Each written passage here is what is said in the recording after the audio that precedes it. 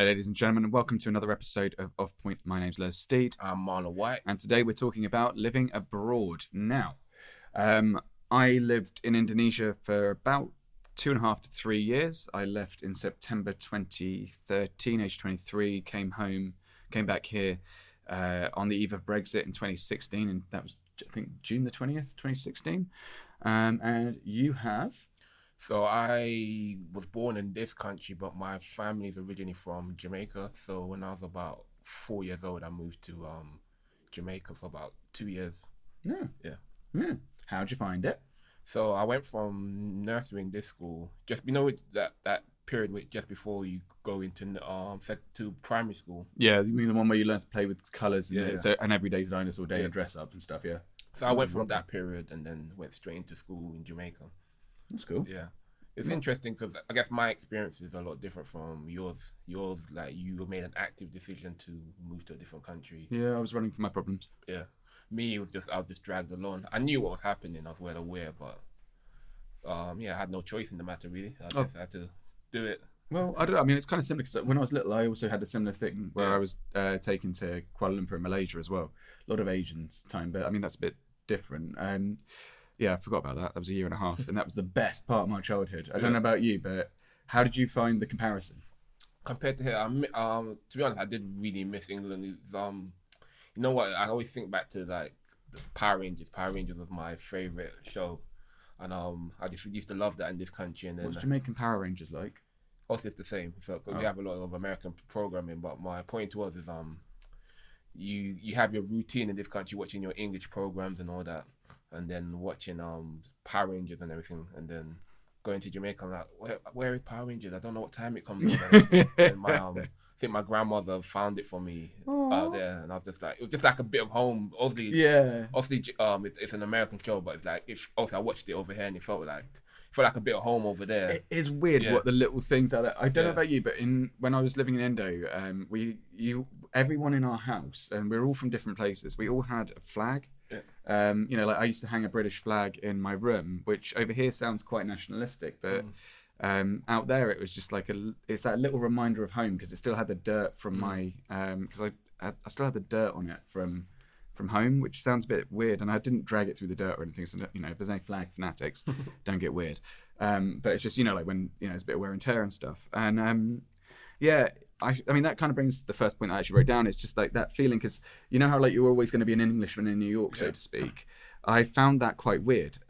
Like little things, like I used to have this little pot of Marmite, and I used to carry a $5, like just because it had like the Queen's face on it or something like that. And it's just those little tiny things I used to keep with me at all times, and it was just weirdly precious because like when having been back here, if someone was to say, "Oh, I've got Marmite in the fridge," I wouldn't be like, but out there it's like, you got what now? It's funny because you have to make adjustments to the different foods. And obviously my family's Jamaican, so we eat Jamaican food over here anyway, but I mean, there's certain stuff that I would eat over here. Like I remember I used to like Ovaltine, like hot chocolate. Yeah, I love that. I used to love that back when I was a kid. And I remember when I moved to Jamaica, and I ended up I asked my grandma, can I get some Ovaltine? They're like, we don't have that over here. Did you have like did you have Nilo? Huh? Milo. Milo, yeah, Milo. In Indo, it was Milo. Yeah. But they call it Milo. Yeah, Milo. Yeah, we call it Milo over there. So they're like, my grandma's like, we got Milo, and don't kill me, Jamaican, but to me it wasn't as good. It's not the same. It's not the same. It's like chocolate. It's like Cadbury's is chocolate. That's what we're brought up with. And it's like, and you're out there, it's like, do you want some Hershey's? No, I don't fucking want Hershey's. and also like the Galaxy, Alex, it's like 30 degrees all the time. Like I think they put something a bit different in the chocolate, and also the Coca-Cola as well. Yeah, that used to get you through the day. Jesus Christ, I think they left the cocaine in there. I was like, glass of that, and I was like, let's go. It's great. Here it's like Coke Zero. What the fuck? My wife loves Milo. She used to have it all the time over here. She loves Milo. But to me, it was like, it's good, but to me, it was like compared to Ovaltine, which they're probably going to kill me for. I just liked it better. I just got used to it, and it was just getting used to different changes. Cause I used to love my English programs over here. I can't remember the names of them, like Noddy and all these I love a bit different shows that English. Yeah. And you can't get out there anymore. I mean, did you go over there specifically to watch TV, or did you do other stuff? Obviously, I went to school. I lived a normal life out there. But it's just that's the basis you're used to as a kid. Yeah. Like, as an adult, I'll be like, okay, I'm not gonna get this. You prepare yourself mentally for it. But as a kid, you're like, oh, I want this, and they're like, no, we don't have that. Yeah, and like it's like, it's weird. You just don't understand as a kid. And when you're sitting there and they're like, we're gonna be here for a year, and like for me now, that's like, fuck yeah, let's go. Yeah. Because a year is a very short time. But when you've only had 5 or 6 years in your life, you're like, that's a sixth of my life. Yeah, but it's a long time. But like, it's different. Like, you knew you was going for a short period of time. I wasn't. No, I didn't. Oh, you didn't? Okay. No, I didn't know how long I'd be out there when I was a kid or when I was older. When I was older, I thought I was going to be there for a year, and I ended up staying out for 3 because I fell in love. Story of my life. In my situation, it was a permanent move. I wasn't supposed to come back to this country. Oh shit! Yeah, I wasn't supposed to come back to England. That's hard. Yeah, so really my mum shipped everything we owned. Wow. And we moved everything to Jamaica. Why'd you move back? Basically, the plan was that she was just to go into business out in Jamaica and everything. So in the meantime, we ended up living with my grandparents. They had a little bit of a falling out, and my mum decided, we're coming back to England. So stubborn. After 2 years. After 2 years, like, no, fuck it, I can't deal with mum and dad. Yeah. I mean, I've been living with my parents the last 3 months, and because I'm just about to move into a new house tomorrow, and my place finally. After all this bitching, it's hard though when you your parents always see you as a child. Oh, absolutely. You're always 14. I mean, I've been yelled at. I get told off before I've had breakfast at least every single day. Yeah. And it's like, I'm a 32-year-old man. Yeah. I'm only here because I have to. Why is there boxes in the hallway? I'm moving house.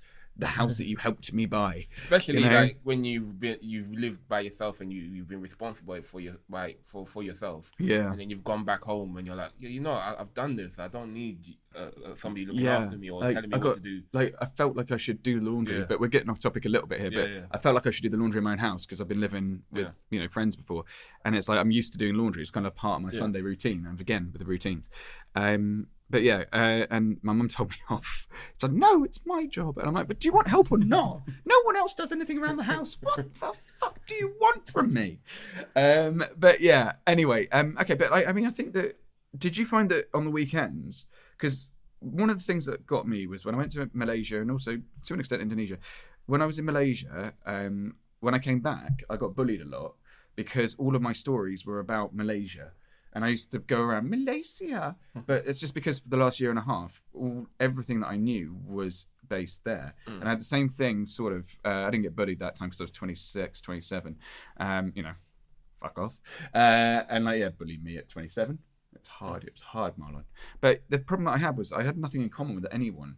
And all my stories were these exciting adventures. Like, I mean, we would do stuff like, I have ridden a whale shark. That was probably illegal. My ex-girlfriend was a princess, literally.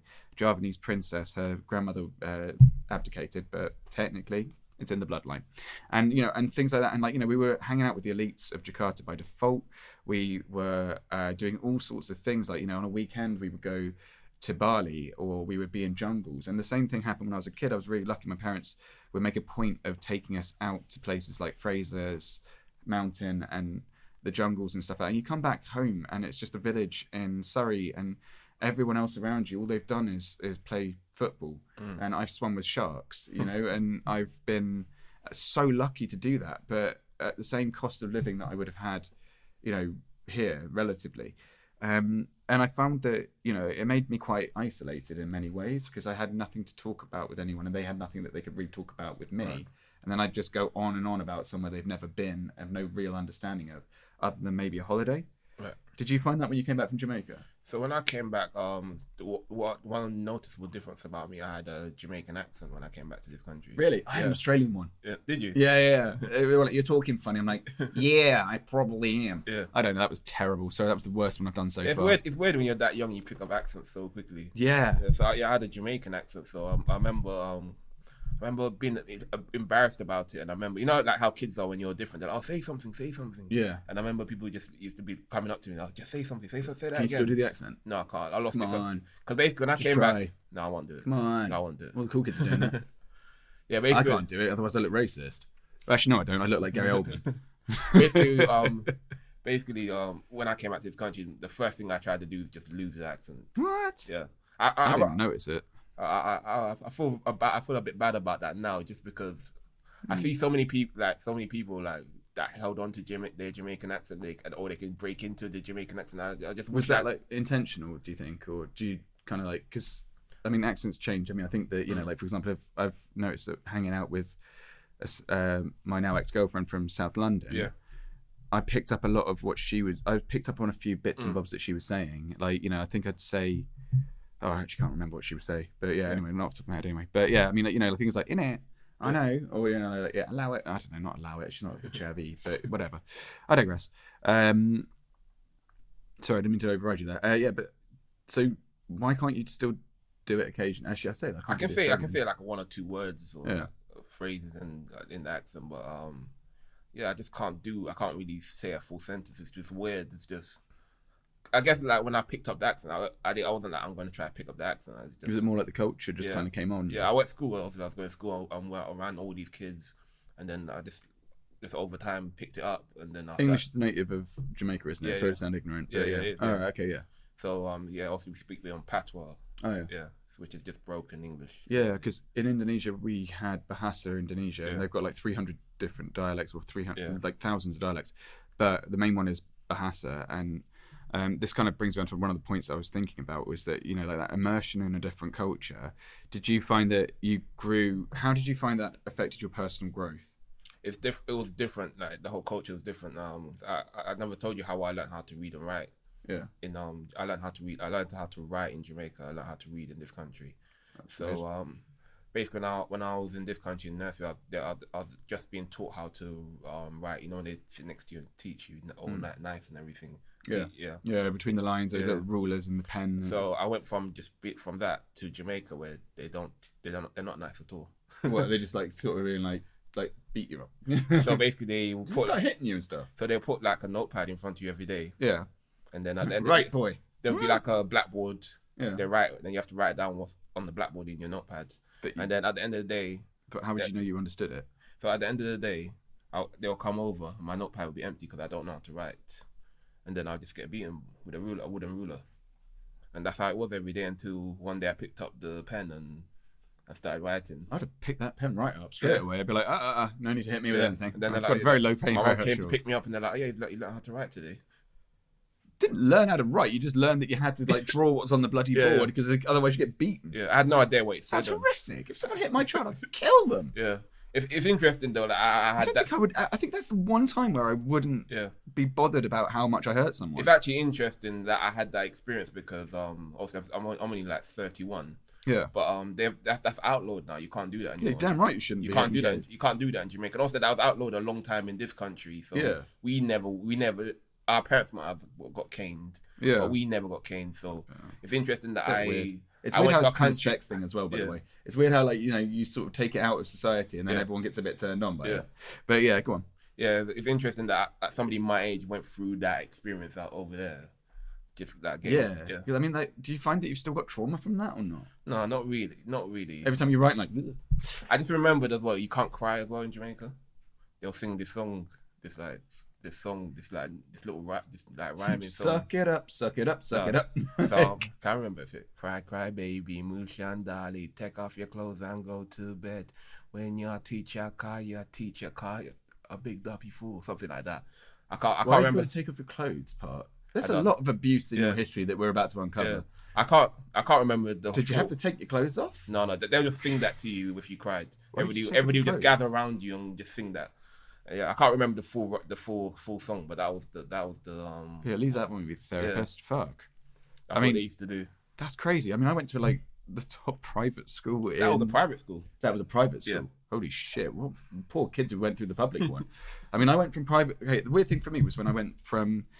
Here, my dad's an engineer, and they really, really wanted him. Yeah. So the company that hired my dad paid for my education out there, which was top level sort of international school. It was like up there. I mean, I think Prince Andrew came through, which, you know, nowadays not so cool, but back then it was kind of cool for the Commonwealth Games and things. It was back in 1998, and you know, it was really, really cool. Brilliant school, but I found that I was about 3 years ahead of everyone else when I came back because of the level of education. And when I went and visited there about 5 years ago, my brother and I went back to visit because it was a big part of our childhood. did a little tour of our childhood, which was confusing as fuck because when you're a kid, you see things very differently. And 10, 20 years later, it was just a bit odd. Like we were standing next to the swimming pool that we used to play in when we were kids. And it was just tiny, weeny. It was the size of like... That's always the case when so you're kids. Weird. Yeah. It's massive when you're kids. It was literally just a 5 meter by 4 meter pool. And we stood there and my brother just goes, my greatest childhood memories are in this puddle. And I thought it was a massive ocean and it's a puddle. And it's just sitting there and me and him just stood there like, yeah, this is weird. And then we got chased out by the security guard because it was a private compound. Yeah. And we'd kind of, we got told off.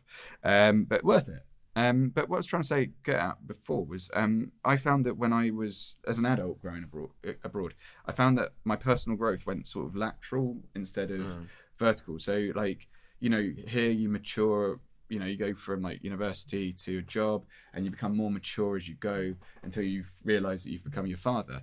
But I found that when I was in Indonesia, because I was surrounded by different culture with different values, after a few months of adjusting to that, you start to grow sort of differently into that culture a bit more, but you kind of don't grow in the same way that you'd expect from your own. So when I came back to London, I basically was acting like a 24-year-old because time sort of stopped. It's like being in a dream. It's like time sort of seems to have stopped. And I was doing all these incredible things, these kind of experiences I would never take back. I mean, going out there was the best decision I ever made in my life.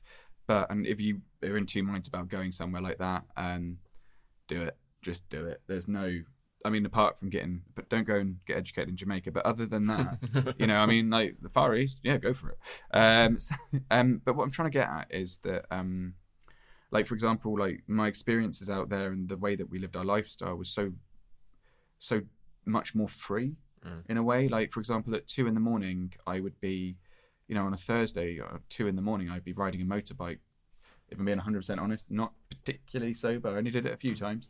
But you could just do that. You could not get away with it even. Like, I hired a bus accidentally for £3 to take us to McDonald's because he pulled over, and usually it would be like 2,000 for it, and it was like 1 a.m. We pulled this guy over, and he goes, and we're like, "Can you go to McDonald's for us?" Because they have set routes, and he goes, "I don't know," and I was like, "All right, look, here's 40,000, which is like 10 times what, the equivalent of 10 people, and there's only 3 of us, and it was like 1 a.m, and the guy goes, yeah, sure. And we went through this McDonald's drive-through in a bus, which was really fun, and then they took us right back home to our door. It was awesome, and you just wouldn't get that kind of experience here. Not to say that, I don't, just because it was money involved doesn't mean that it was like that, but there were things like, turtles coming out of the ground in front of you. It's like even little things like picking like fruit off a tree. Yeah, and and the type of fruit. And then you go, the supermarket. Did you find that weird? The supermarket in Jamaica. My grandma had her own supermarket, so that was interesting. So my grandma owns a store. Cool. In Jamaica, so it's like literally right next door. Yeah. So anytime I wanted something, I just literally walk over to the store and take what I want. I mean, I bet you got done for shoplifting when you came back here accidentally. Just complete habit, just walking into a shop, taking what you want, walking out. And it's like, where is that little bastard going? Come back here, pay for stuff. What? Did you get done for shoplifting when you got back? No. All right, so you knew the difference. Yeah. Because I can imagine. I knew that this was our store. Yeah. And I could take what I want. But I knew also we went to another store, like a big supermarket in Jamaica. I knew this is not ours. Those things are different level, aren't they? It's interesting in Jamaica. I don't remember this as a kid, but I went back as an adult. Probably about 5-6 years ago. Yeah. And I remember, like you go to the supermarket, you buy your stuff, and you leave. In this country, that's how it usually works. Yeah, I mean that's how shopping is. Yeah. But not in Jamaica. You go to the supermarket, buy your stuff, and then as you're exiting, the security comes in, and you have to show them your receipt, and he checks what you. We had that as well with Indo. It was like you go in there with a plastic bag or something, and the security guard would it was always like kind of like, if I looked at them and just went, no, I'm not doing that, then they're quite sort of. Yeah, they wouldn't stop me because I wouldn't do it normally. I normally play the game, but it just seems it's a bit like when you go through the airport and you just know. Like I've just come back from Ghent, for example, with hand luggage, and I had a naked razor blade in there, and no one stopped me going out or coming back in. And I'm like, I could definitely cause some damage with this thing. Nobody did anything as proper one. Anyway, my point is that it was kind of a similar approach. Yeah. And the thing about I just want to finish up the supermarket thing is like I'm used to just dumping my receipt into a pocket or into my wallet. I don't even know where I put it. Yeah. So by the time I got to the exit, they're like, "Where's your receipt?" And I'm like, "I don't even know where I put that." Yeah. Sometimes what if you're like, "Nah, save the paper. It's I fine." went to look through my 5 different pockets and my wallet where I put this receipt. Yeah. Like, at that point, they're just like, "All right, hands on the wall. Yeah. All right. Yeah. You know, like I've got because for me the supermarket experience was one of the most striking ones when I first got to Indo, because I didn't know how the money worked. I didn't know what I was still trying to figure out what was going on around me. I was exhausted because I've been in the air for 24 hours. You know, like when you've got the jet lag, and like that's the confusing thing, is where you wake up and you don't know what time it's supposed to be, because the flight and the layover and everything else, it completely messes with your head. And it's like you leave on a Monday, you come back, you arrive on a Wednesday, and it's like, what the hell happened there? It's like I went back in time and stuff like that. Anyway, but the point is that, you know, this guy was supposed to show me around, and he was this Canadian guy who's a bit of a nut job. They always were. Actually, yeah, I found that all of my colleagues, it was like the city of the lost and the damned out there. Like everyone had a story that made them sound like it was the wild, wild west. It was awesome. Do you ever find Sorry, that I've gone off topic there, but I'll try to get. Do you ever find that you have like a bit of an identity crisis from living abroad? Yeah, all the time. I keep calling Indonesia home. I just spoke to one of my best students actually, like 2 days ago, and she was 2 days ago, and it's weird because who I was out there, and my status in society was there, and then just because of the color of my skin, for example, which is racist, but you know, but then you kind of come back here, and it's difficult because it's like I was saying earlier with the culture thing.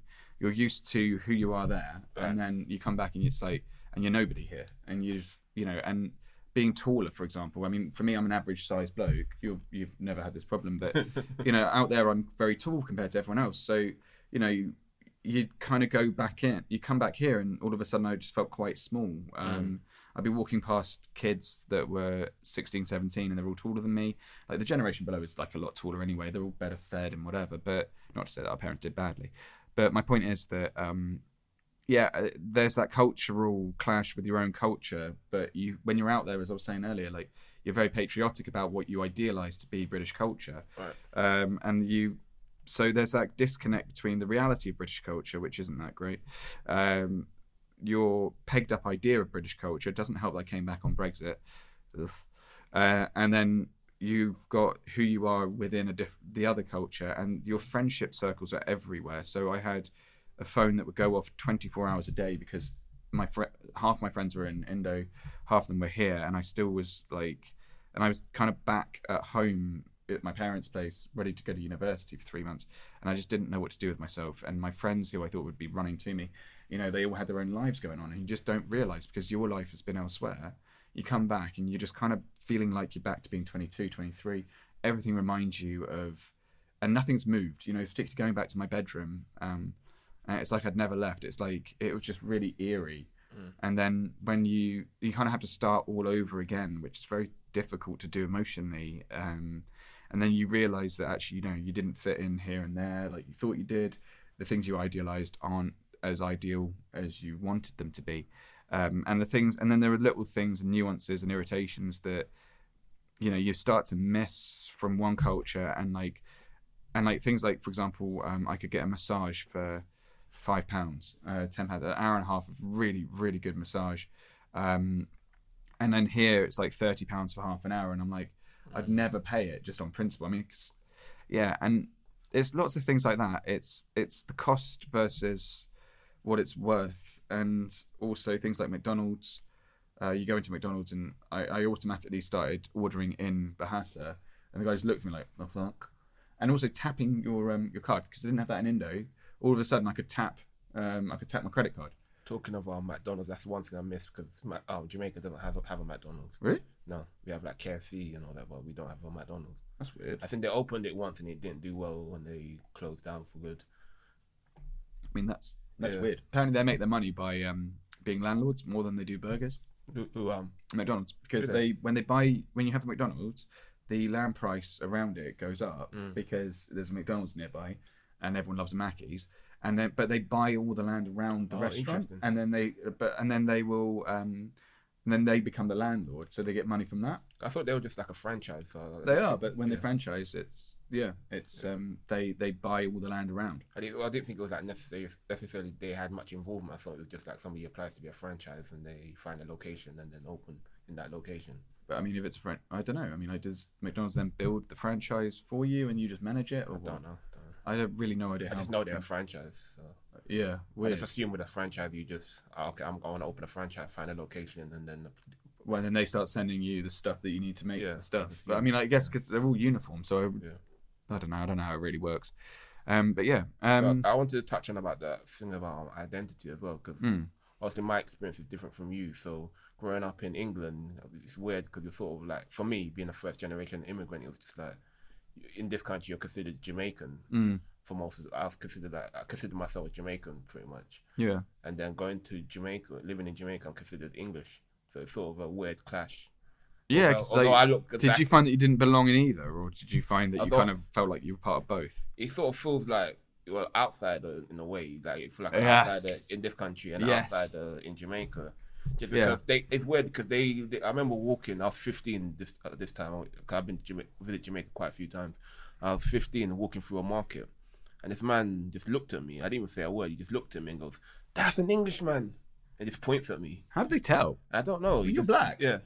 And honestly, I'm like, if it was me, it'd be like, all right, guilty. Yeah. But they can tell by, first of all, my skin color is probably a lot paler compared to how it would be in Jamaica as well, because I'm not getting any sun from this country. Yeah, tell me about it. I'll be a lot darker in Jamaica. So that's first of all, the clothes I wear and everything. Also the accent as well is what they'd give away. But I mean, before I even open my mouth, they can tell by looking at me that I don't live out there. I used to get called handsome a lot when I would walk around just because I was white. Really? I called it my ego walk. I would walk through this flea market that was on the way back home from my school, the first school I went into, and when I was teaching there, and these girls would like lean out from the stalls and go, "You're Mr. Handsome," and I just like, and whenever I was having a bad day, I'd walk down there, and you know what, I missed that.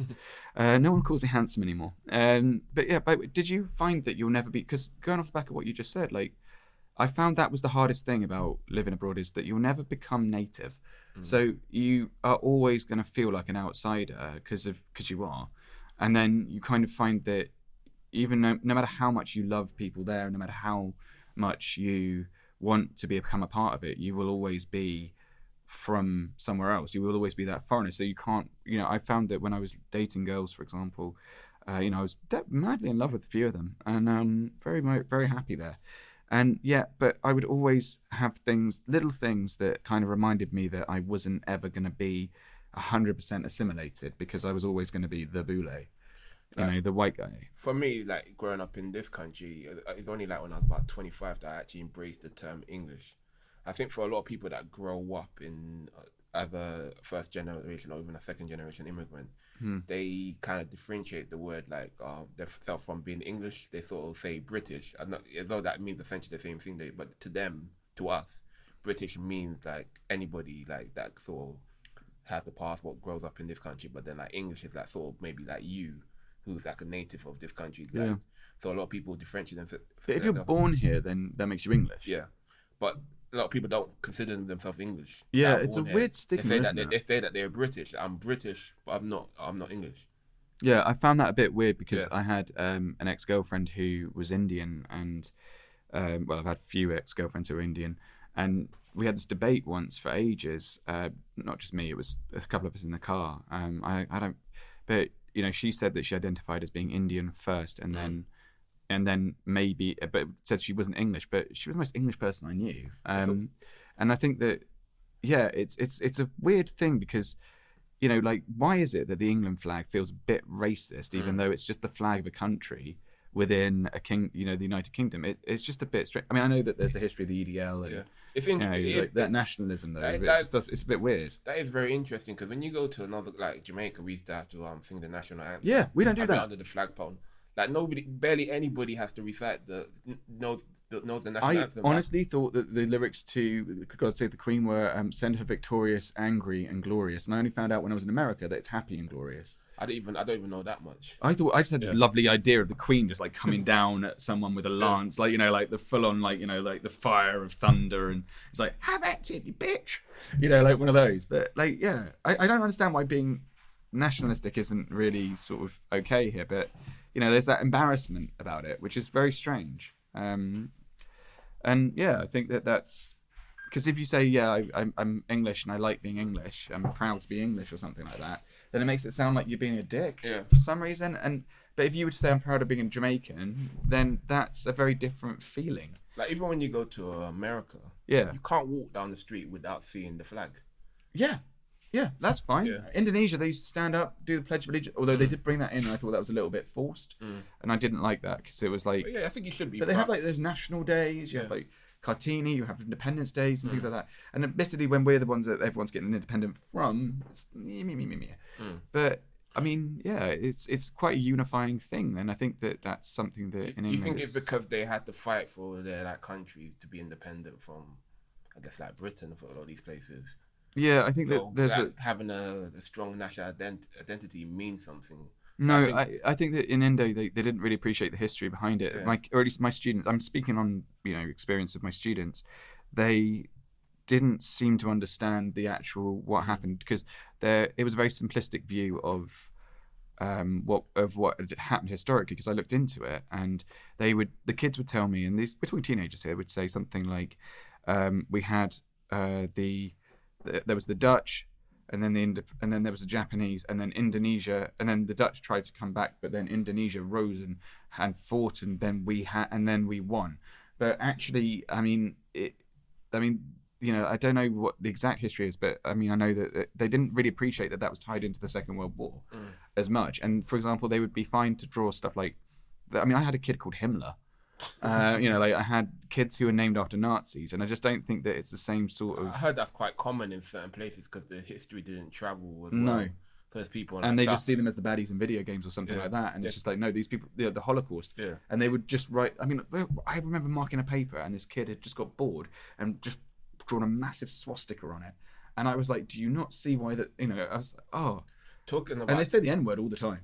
Talking about living abroad, did you hear the conspiracy that a lot of the Nazis end up fleeing to South America? Yeah. There's loads of that. In fact, I was watching a documentary about that the other day. Yesterday, it's about so this place that was in Chile, and this German priest. He was a German preacher, and he was a paedophile, and he went down to and he created this little Bavaria type feel. But it was a camp that people weren't allowed out of. It was like 350 people, and he just used it to abuse children. And then he developed all these different torture methods.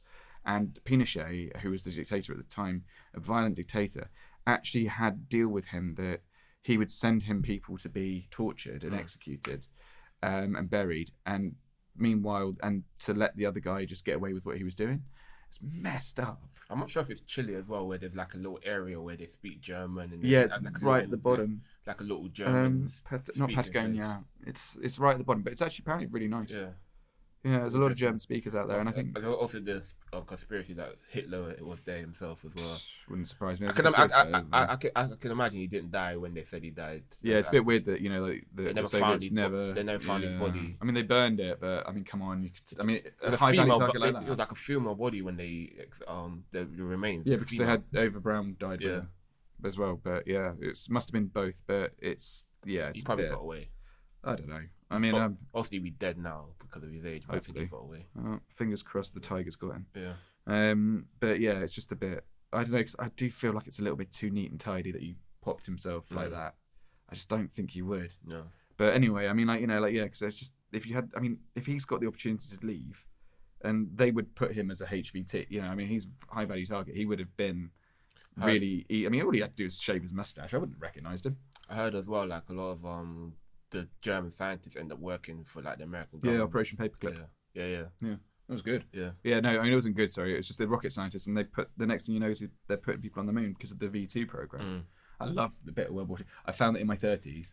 One of the signs that you're becoming 30 is that you love a bit of the old World War II. World War One, World War II, or the Napoleonic Wars. Pick one, because this is going to be something that you're going to have as a little sort of side interest for the rest of your life. Interesting thing with like World War II, you don't really think about the other countries that got involved. You just sort of think about it. To me, growing up, all it was England, America, Russia. And France. That's all I knew. What? Yeah. Russia. I didn't even know Russia. I didn't know Russia until like I got older and did my own research. I didn't know they did most of the fighting and did a lot of like. Nobody told you about. See, this is the whole thing with American patriotism is that it overrides the narrative. Yeah, exactly. So me growing up, I just thought of America, England, or France got like conquered or whatever. No, we didn't get conquered at all. Yeah, France. That was the whole point. Yeah. Oh yeah, France got their asses kicked, but you know, and then they had a sort of puppet government, which is really fascinating in itself. Yeah. And the resistance, but then that always gets underplayed for the sort of stars and stripes narrative. Yeah, it's just annoying. I didn't really think about the other countries, the other people, other Commonwealth nations. I mean, the Canadians did a raid that was a disaster. That was a preliminary to D-Day. Then you got the Anzacs in Gallipoli, although that might be a different. I think that might be World War One. I'm not sure. But like, there's loads of stuff happened. Like living in Jamaica, we have to like buy poppies, and I was like, I thought, well, coming back in, I was like, why did we have to buy poppies in Jamaica? And I was like, oh, because we actually went there. I didn't know that. I didn't know that. World War, mate. It means world. I mean, you know, the whole world is going at it. So yeah, that's our experiences. Let us know what you think of it, and have you been abroad? Have you lived abroad? You know, like tell us about your experiences. We'd absolutely love to hear about it. Obviously.